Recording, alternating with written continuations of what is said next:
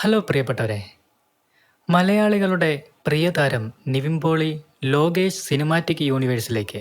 ലോകേഷ് കനകരാജിൻ്റെ തിരക്കഥയിൽ ഭാഗ്യരാജ് കണ്ണൻ സംവിധാനം ചെയ്യുന്ന ബെൻസ് എന്ന രാഘവ ലോറൻസ് ബിഗ് ബജറ്റ് ചിത്രത്തിലൂടെയാണ് നിവിൻ പോളി ലോകേഷിൻ്റെ LCUവിൽ എത്തുന്നത്. ഈ ചിത്രത്തിൻ്റെ അണിയറ പ്രവർത്തകർ പുറത്തുവിട്ട വീഡിയോയിൽ നിവിൻ പോളി 2 റോളുകളിൽ എത്തുന്നുണ്ട്. ചിത്രത്തിൽ രാഘവ ലോറൻസിന്റെ ബെൻസ് എന്ന കഥാപാത്രത്തോട് കടപിടിക്കാനെത്തുന്ന വാൾട്ടർ എന്ന വമ്പൻ കഥാപാത്രമായാണ് നിവിൻ പോളി എത്തുന്നത്.